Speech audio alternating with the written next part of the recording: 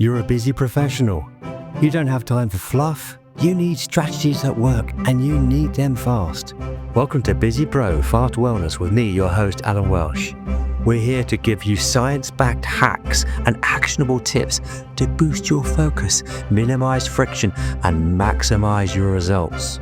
Less time, more impact. It's time to get well, stay strong, and thrive. Let's get to it. Hello everyone and welcome back to Busy Pro Fast Wellness. Today I'm joined by someone who has had more health and wellness conversations than almost anyone else I can possibly think of. Casey Ruff is the host of Boundless Body Radio, where he's recorded, and I jest not, over 800 episodes with experts from every corner of nutrition, fitness and lifestyle. He's known for his thoughtful perspective on low-carb and carnivore diets. But what fascinates me more is the bigger picture. And so after interviewing so many voices and experts, what lessons truly stand out? And I'm excited to explore what Casey has learnt from these conversations and how we can translate that wisdom into simple, powerful habits for busy professionals like you. So Casey, thanks for coming on the show and a very, very warm welcome. Thank you so much. It's such an honor, Alan. I'm very honored to be here. Oh, thank you. The honor's mine, I can assure you. But before we get into the substance of the show, is there anything that I've missed, anything significant? I know there's a personal trainer element there, for example, but... Yeah, no, I've started many multi-billion-dollar companies. I've won the Stanley Cup. I won the Tour de France 7 times. Just landed on the moon.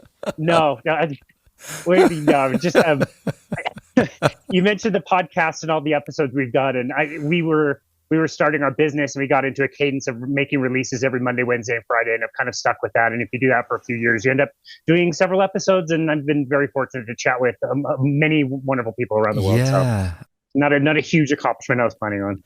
I mean, it's amazing. You've only been doing this, for 4 years, but to churn out 850 odd episodes in that amount of time is exceptional. So, and I was looking, I was like, wow, there's one today, there's one 2 days later, 4 days later. Well, what's going on? How is this possible? It's incredible. Yeah, I love that you're starting your own podcasting journey. And I think, if you want to get information out there, you have to be very efficient with how you do things. And so I don't do a lot of editing. I don't have a lot of the social media following, and that allows me to do more of the content. So it's just kind of a trade-off. But it's a lot of fun, as you understand, to be able to chat with people all over the world. I've learned so much from some of your guests and the conversations you've created. You ask really great questions. And so it's such a fun opportunity. Podcasting is wonderful. It is, isn't it? And the more I've done it over, especially the last few months, I've started to really glean so much myself, and I'm feeling so much better mentally, psychologically and physically as well. And it's been such a great journey for me, and more at peace. That's the main thing. So I can really relate to what you're saying. It's like this journey is helpful in every single way, not only for our listeners, but for ourselves as well. So it's it has that dual side to it. Great. Absolutely. Fantastic. So obviously with over 800 episodes and all these experts, which in itself is mind-boggling, I have to say. When you step back, what themes or patterns have stood out to you as the most powerful for living a healthy and sustainable life? That's such a great question. When I started the podcast, like you mentioned in the introduction, I wanted the topics to be quite broad, a really wide net where I could talk to people all over the world about various topics. I could talk to former professional cyclists. I could talk to hockey players. I could talk to people who were experts about foot health, people interested in psychiatry. And the theme that has kind of emerged from doing the podcast is really the importance of nutrition, proper nutrition. Okay. It's where we get the most interest, the most followers, the most questions, where we get the most subscribers on YouTube. And I guess it's the nutrition, the way it impacts lots of things. I think oftentimes, especially in the industry, we think of things like calories, we think of things like weight control, and that's all really good. And nutrition is part of that. And, counting calories or counting your macros can help you with that. But it's also the way that we eat, the way that we live, how it impacts the rest of our life.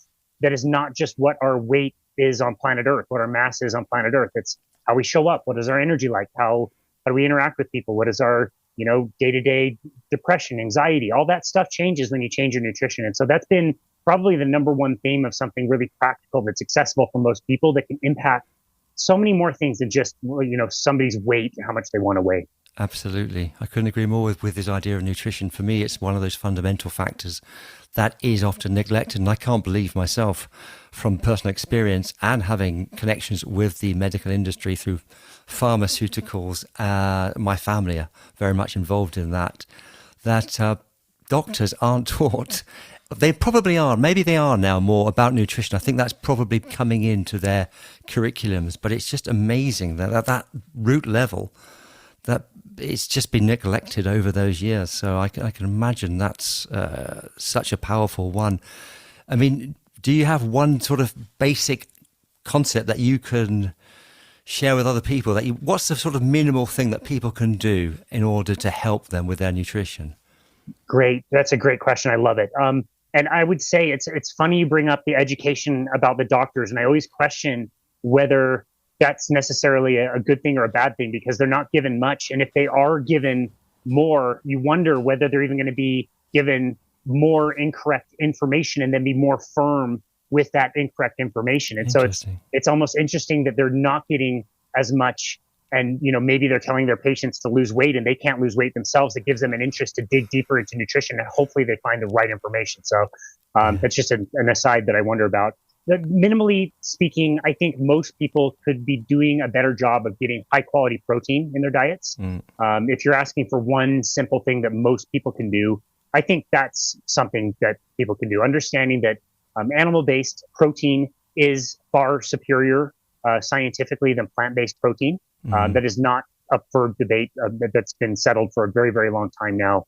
And, we live in a time when there's an anti-meat kind of sentiment around, and, understanding that, most people in the world are already eating a plant-based diet. The standard American diet is a plant-based diet already, has been for a long time.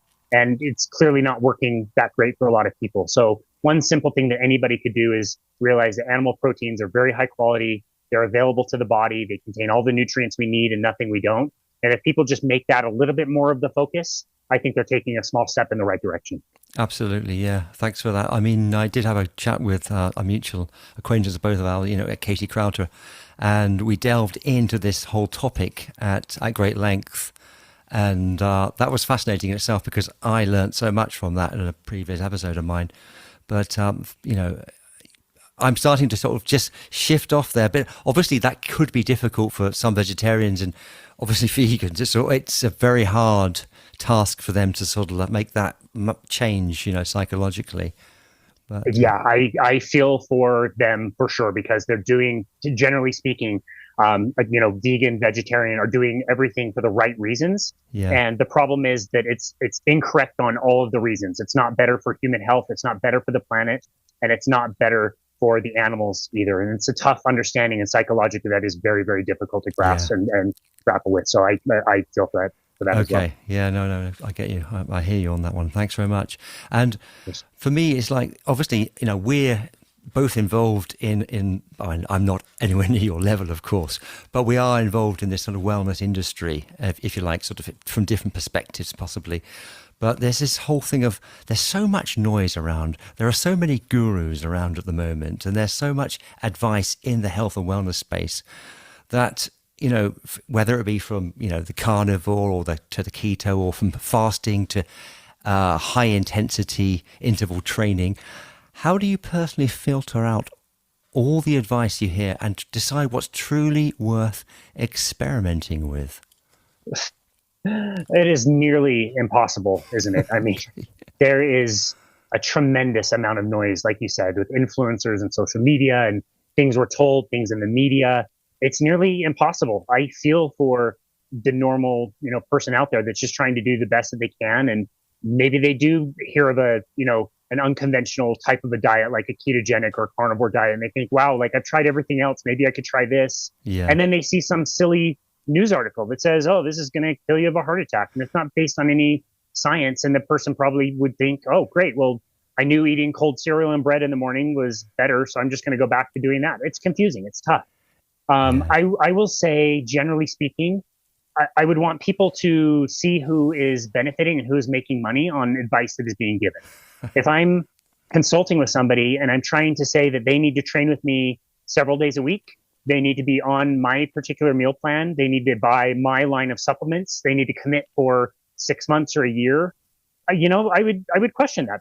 That's financially motivated. Whereas, if I'm doing a 30-minute consultation with somebody for free and I'm telling them that they need to get more protein and that's something they could try if they want, I don't make any money off of that. And generally speaking, people understand the things that work make their lives easier, not worse. It's not restrictive to have a restrictive diet that makes your life better. It makes your grocery bill a lot less. You have more time to do things you enjoy.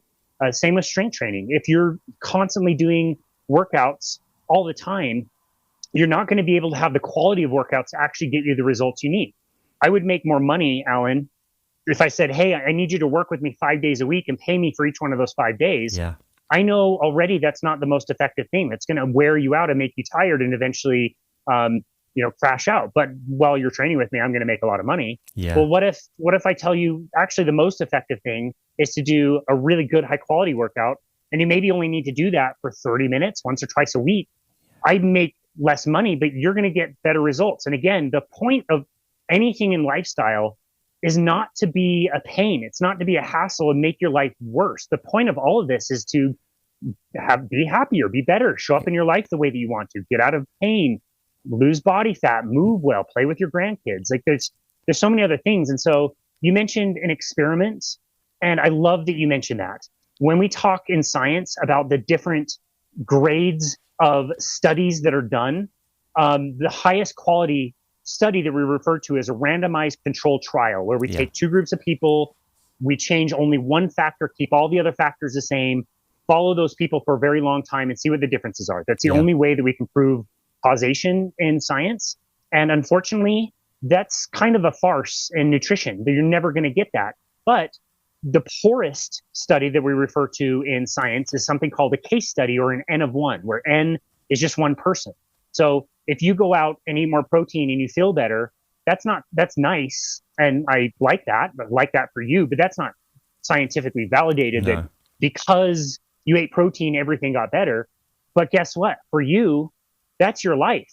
You are the N of 1. That's your person. So your experiment mattered to you. And so in that way, the randomized controlled trials are really important, but they tell you nothing about what's going to be the best for you in your life. Great. And so that's the opportunity that everybody has, is exactly what you mentioned. All of us have the opportunity to be experimental, try things out. If you feel better, excellent, keep going. Take a small step.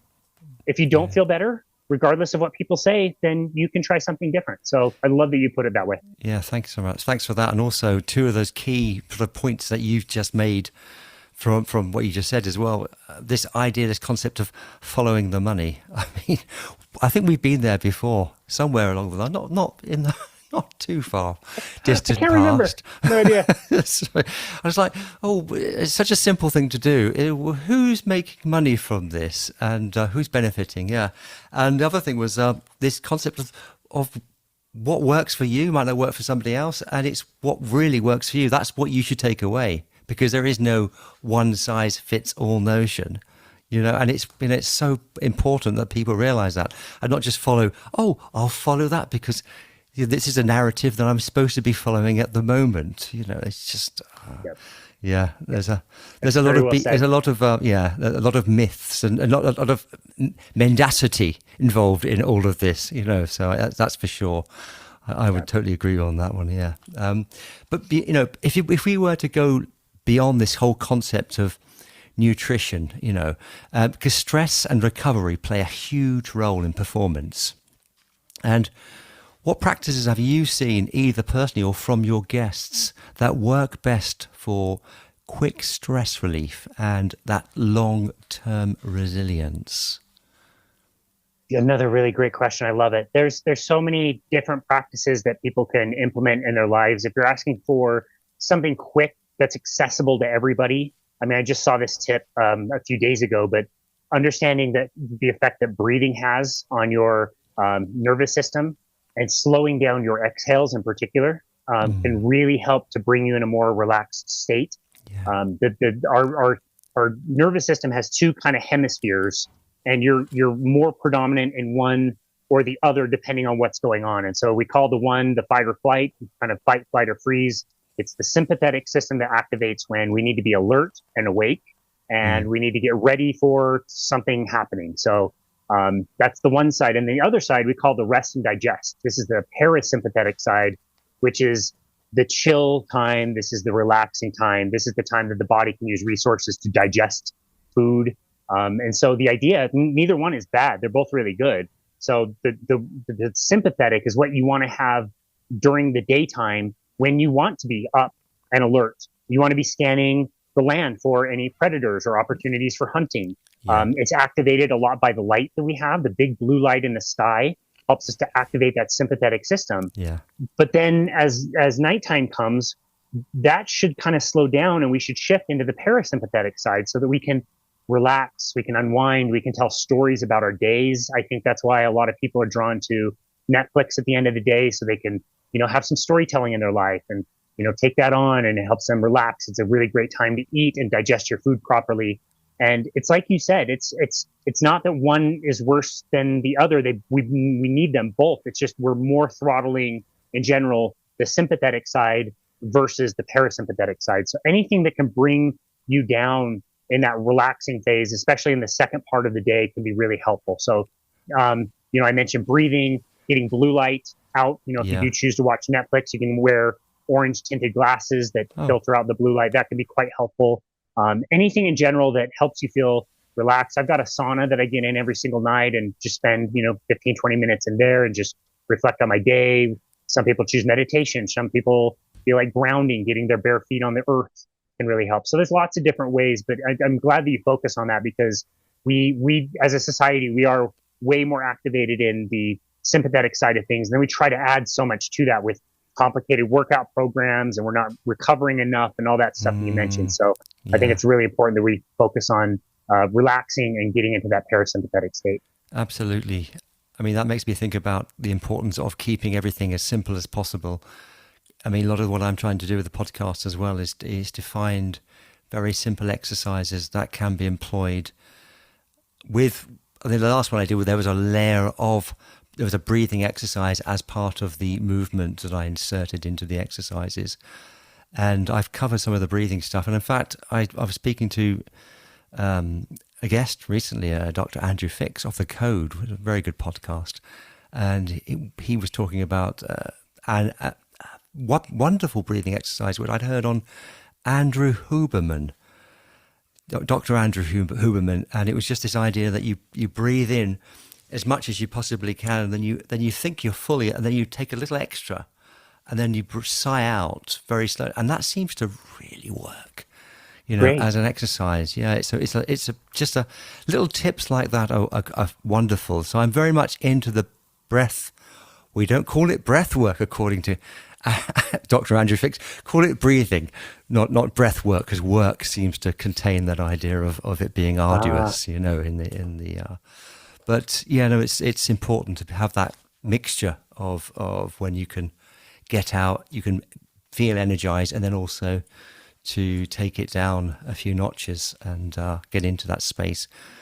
Dr. James Hewitt talks a lot about this as well, about this sort of recharge, reset, recharging, resetting, and it's really fascinating area to delve into. That. Yeah, I mean, great, thank you very much. I mean, you didn't sort of mention sleep there. I was surprised that you were going to say, "Oh no, sleep's a big one." Do you have a regime for sleeping? Do you have a sort of set way of doing that? Yeah, I should have mentioned sleep. It is huge, massive.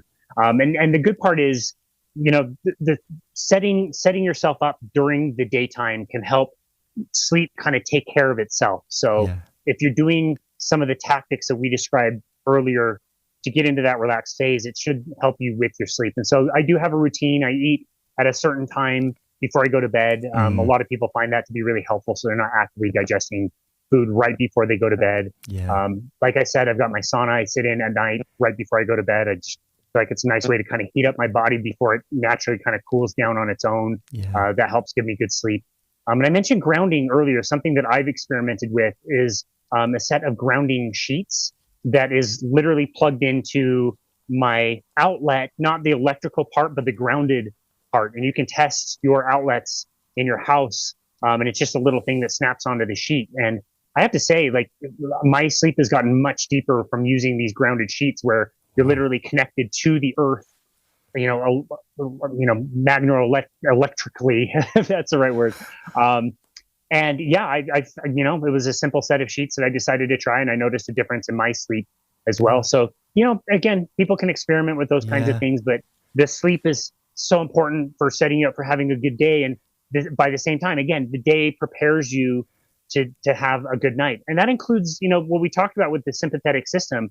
If people are not getting enough daylight, enough sunshine during the day, that can be really tricky. And their hormones might not respond with the same strength because they didn't get the daytime light that they needed to then have the wind down hormones come in. Wow. So I think about it like a pendulum. So, if you swing the pendulum wide one way, it should go far the other way as well. And so finding ways to get outside, get some sunshine, that kind of thing can also help with sleep quality later in the day. Wow, that's amazing. These are all great insights because I've not heard of a grounded sheet ever.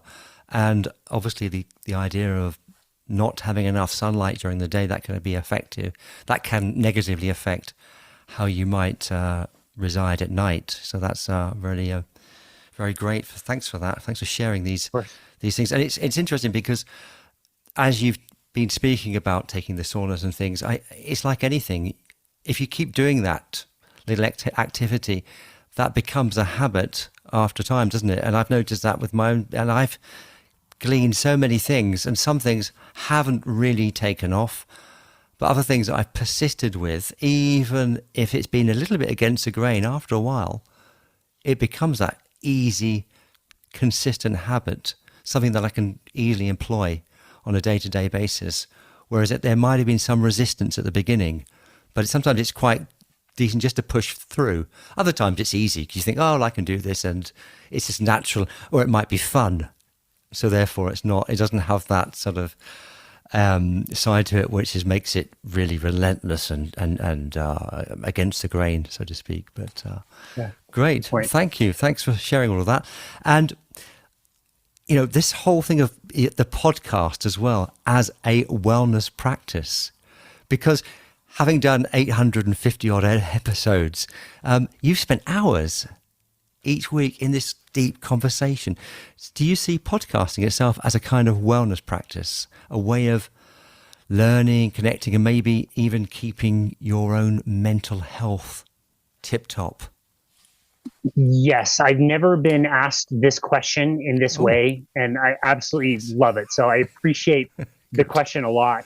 I haven't considered it like that, and I've started thinking about it. And yes, I absolutely agree. It's one thing to get the information, and we get, again, amazing information from people all over the world. I'm very privileged to be able to speak with them, the people that said yes to be guests, and I'm so grateful for them. And they teach me things. I, re-listen to episodes and learn things that I had forgotten. I need those constant reminders. But yeah, it does. I think podcasting itself is a wonderful way to connect with somebody, like you said. I think it's a wonderful way to remember to listen. I've learned that my mute button on myself is the button I use the most on my podcast mixer. And I try to just remember that in day-to-day life, that when I'm working with clients, when I'm speaking with somebody, when, I want to have a genuine interest in that person and what their life experience is and things that they're going through, and try to be there for them. And so I think it's easy for us to get in a pattern where we're thinking about ourselves a lot, we're talking about ourselves a lot, and podcasting is a great reminder to, calm yourself down a little bit and give space for your guests. And we've created some really special emotional moments over the years, and to be, not physically present with somebody, but through a screen present with somebody as they're remembering something emotional or recounting, something important in their life. It deepens your sense of connection in a way. And there's just something magical about pushing record on a conversation. I've done it several times with friends. I know my friends, I know my dad, I know people in my life, my wife, for example. And then you sit down and record something, and I learned something about that person that I didn't previously know. So Wow. I don't exactly know what it is, but there is something magic about that I absolutely love. So yeah, again, I've never gotten that question, and I love it. Oh, I'm so pleased. I actually found a question that you haven't had ever. That's wonderful. And if that's the case, has there been a particular guest conversation that really lifted you personally at a time when you might have been down or you needed some sort of emotional lifting? Can you remember anything that might have helped you out from any particular guest? Yeah, I'm trying to remember one in particular. I would say I can't remember my own mental or emotional state at the time, but I remember the first time interviewing an author who was particularly influenced in my life, a large influence in my life. And I've since got to meet her and chat with her in person, and she's absolutely wonderful. But it was, the ability to talk with somebody who had literally changed my life and my career. Wow. And it's in the introduction, and even thinking about it, I can feel the emotion, but like even in the introduction, like getting choked up by bringing this person onto my show.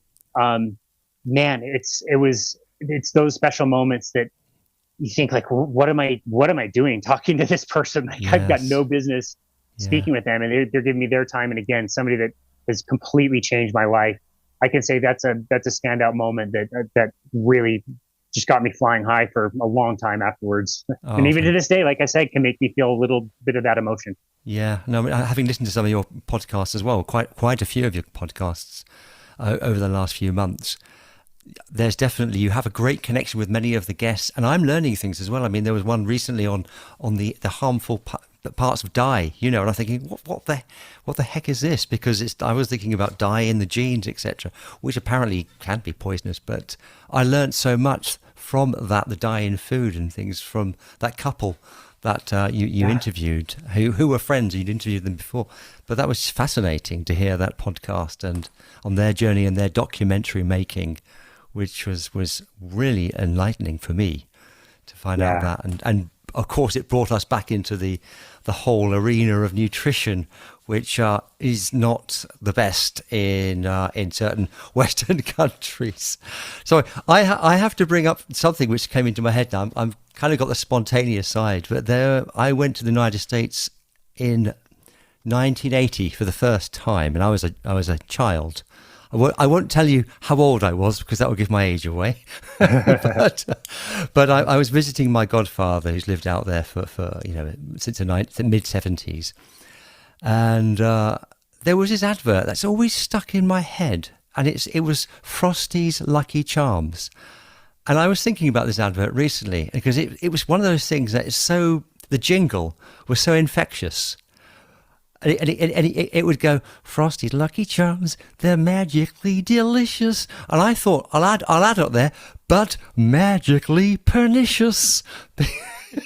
Sorry, but it was just sort of, because how could they keep on espousing the wonderful, how great these cereals are, these sugary, awfully, and I think that was alluded to as well in that particular documentary, about the difference in changing that diet for her son. Of their son, and how important that was. And then you add sugar on top of that. Yeah, I remember doing that for sure as a kid. Yeah. No, it's so funny how catchy those commercials are. And a lot of people don't realize that as the time that smoking was starting to become more demonized, the smoking companies started buying the food companies, and they just kept applying we call them the 5 A's of the addiction pattern, where they focus on age, younger children, they have advertising. I probably won't be able to name all 5. They make things like really accessible, but they just ran the same program that they did with cigarettes. They just did the same thing with the foods. And so we have all these really catchy things that get stuck in our mind decades later that are in a long-term memory and get released. 55 years later. Oh, no, not that long, sorry. But 45 years later, I'm remembering that, Yeah, it's very interesting. And when they demonize fat, by the nature of having recommending a low fat diet, you had to increase the carbohydrate and sugar consumption, which is what we did. So yeah, sugar and carbohydrates and grains were just fine. Cereal was fine back then, and we see where we are today. Not in the best spot. No, not the best spot at all. That is evident everywhere we go, for sure. You can see it. It's around us. The evidence is there. Anecdotal, or not. But yeah, okay. Anyway, after so many episodes, obviously, with your own routines or your perspectives, I mean, have they changed? And if so, is there one habit or idea from a guest that really surprised you and has stuck with you as well? Yeah, my opinion is always changing. I try to be open to lots of different possibilities. I try to even find ways to bring guests on my show who I don't necessarily agree with. Good. And I try to get their perspective on things, and it's uncomfortable sometimes, but I do my best to give my guests space. If they disagree with me, that's fine. But yeah, probably the biggest lesson I've learned with all the things we've talked about and the things I've modified in my life. For example, when I started the podcast, I was wearing, normal athletic shoes for everything I was doing. And now the only thing I wear is minimalist footwear, for example. Okay. That's one thing that I've changed. And there's several things that I've changed, but also kind of the concept that we talked about earlier has really been ingrained in my mind that like all of these practices, they could seem quite overwhelming for a lot of people. Yeah. And the idea that all of these things that we do should be for our benefit. They're not to make somebody miserable and unhappy. I've learned for myself that I am a bit of a sugar addict. If I start with having sugar in my life, I don't really stop myself. I don't contain myself. And so, I've spent the last 6.5 years on a carnivore diet where only thing I eat is meat, primarily red meat and eggs. And, to some, that would sound like a very restrictive diet. And I understand that. But to me, being restrictive on that front allows me so much freedom in other things where I don't have the sugar cravings. My mental space is so much better. I have way less anxiety. So that's one example of, something that I don't tell everybody they need to do. That's just something in my mind that helps me in my day to day. And the benefit shows up in my life. And that's the motivator to continue doing it. It's not miserable and terrible. If something's miserable and terrible, like you're just not on this earth for an unlimited amount of time. We're here for a limited amount of time, and it's shorter than most of us think. And the things you implement for lifestyle should be paying you back. And so that's kind of a thing that's really jumped out the most. Yeah, absolutely. You say it's shorter than most people think. On that point, it's not for me. I'm constantly thinking about the finitude of life. That's in my mind all the time, and trying to, every day is precious. Try to take advantage of every day. Trying to do all the things which are going to benefit me and other people. So you're living this really rich, wholesome life, which does sound a little bit overtly pious, and I don't mean it in that way. It's just because we've got all the choices, and if we can be intentional with those choices, it's all up to us. We can choose which pathway to go down. If we want to go down a pathway which is full of toxins and bad health, then we can choose that, or not. And we can choose to live out there and choose to go for lovely hikes and be outside in nature, or be stuck inside a building, at our computer the whole time. And obviously this is part of what I'm trying to do, is be mindful of these things and give yourself a break and be self-compassionate at the same time along the way. So, no, what you've just said there is absolutely rings true in every single sense. Obviously you're a great advocate of this carnivore diet as well. But if we were to zoom out of all of that, how do you see the diet sort of fitting into that bigger picture of health, compared to movement and sleep or mindset? Great question. Yeah, I think of them as different levers that people can pull to get a certain result. And everybody's going to be a little bit different. And I've seen people focus on their sleep first, and it improves their life in so many ways that then they're willing to do the other things, which is great. Same with working out. Some people start a workout program and that's their beginning point. And then they say, oh, wow, like if I eat certain foods during my day or before a workout or after a workout, it makes them feel one way or another. So they start to focus on nutrition. And so any of them are fine to kind of start with, but I do find in my experience that the nutrition lever is the most powerful one. That normally what I've observed is that if people can get a grasp on what works best for them nutritionally, all the other things tend to fall in place much more naturally. And an example is somebody that's got really terrible exercise and they want to live better.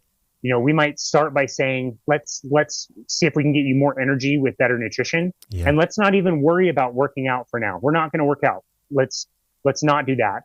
People think they should and they try to force it, but it's a difference between forcing yourself to do something you don't want to do versus let's give you more energy.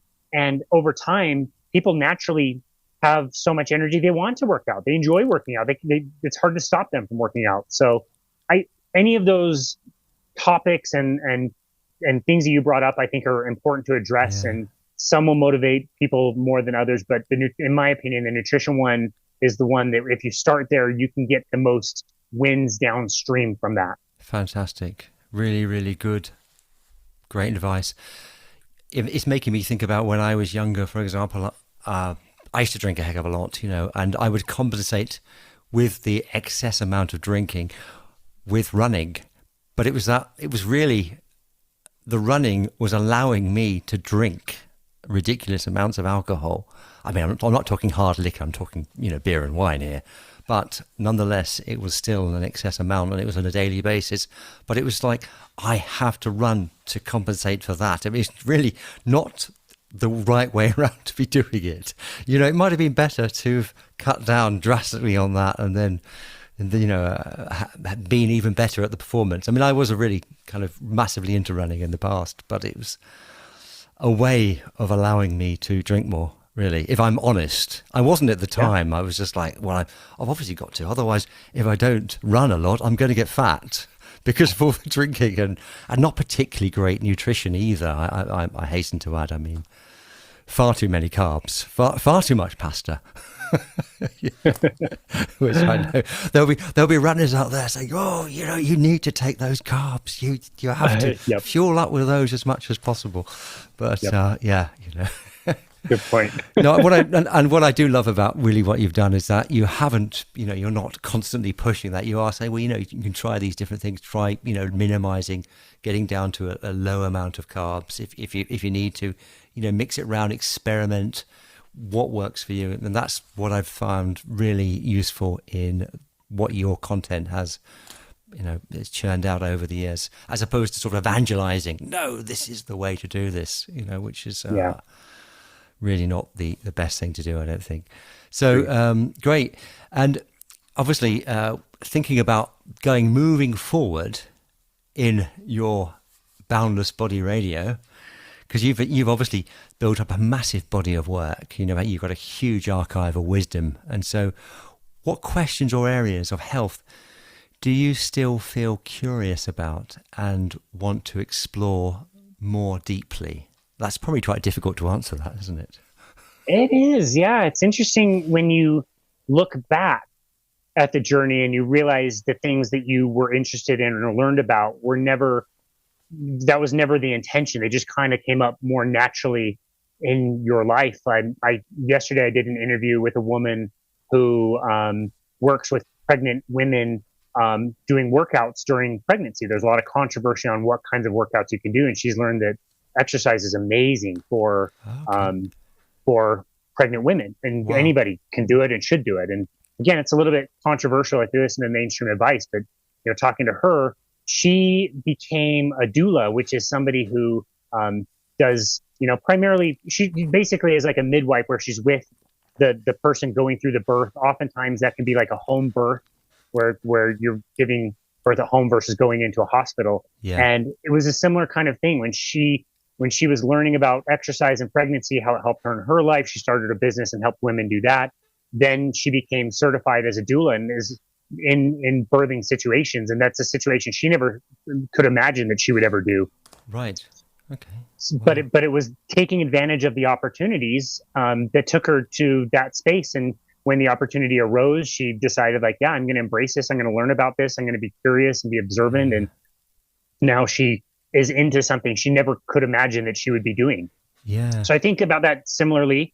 There's definitely topics that I'm very, very interested in. Interactions with cholesterol in certain subsets of people has been really fascinating to dig into. There's a whole emerging field of what is called metabolic psychiatry, which is treating psychiatric disorders that can be quite heavy, such as schizophrenia, bipolar, Alzheimer's disease, your run-of-the-mill brain fog, depression, anxiety with food, and how that is transforming not just our physical health, but our mental health in measurable ways. I have people that are quite close to me that I know personally who spent decades of their lives diagnosed bipolar on many medications, basically sedated on the couch, missing all of the years of their life, that learned about this stuff and actually have reversed out of these very serious psychiatric conditions and are now off medications, are present in their lives, reestablishing relationships that ran away from them. I know many, many people personally who have gone through that journey.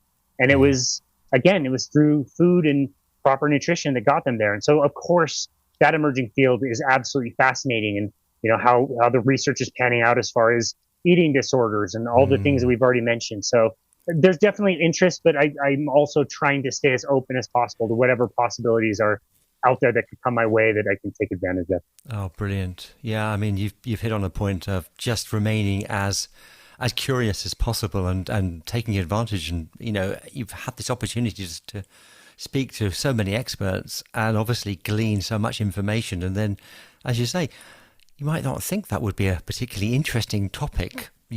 From your perspective at that time, then you think, wow, this is opening up so much new information I would never have considered before.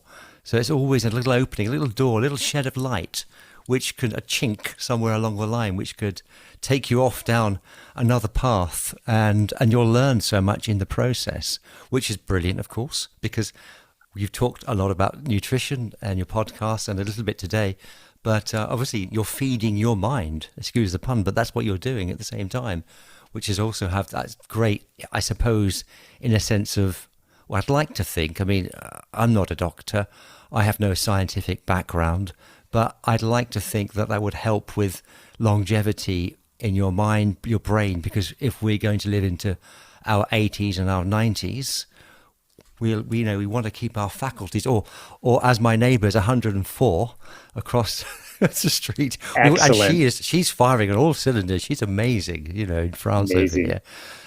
She's constantly, she's just written a book. Well, she wrote it 2 years ago when she was 102, she published it, but she's amazing. Constantly out there, researching, and I can see her from the window here with her notes, and she's scribbling stuff down on papers and things. It's quite amazing. So I love it. I'd like to think that kind of continual life learning can, and you're doing, obviously, you've got the perfect vehicle in which to do that. So, long may that happen, and I hope that I can jump on that sort of bandwagon and interview so many guests and find out brilliant things from them as well along the line. Absolutely. Yeah, so that's really good. Absolutely. Okay. Anyway, so I think in terms of everything I'd like to, I've covered, so we've covered such a lot, and it's been really insightful, the whole conversation. Obviously, it would be great if you could just give us a brief, a way that people can get in contact with you and get to know what you're putting out there. What's the best way that they can do that? No, of course. And yeah, this has been a wonderful conversation. Going back to the question of what people can do to bring more relaxation into their life, I think a tip that I missed is just listen to Alan's voice. Oh my goodness, you have the best, most relaxing voice. You did wonderful. Thank you. Of course. The best place to find us is our website. You just type in myboundlessbody.com. Okay.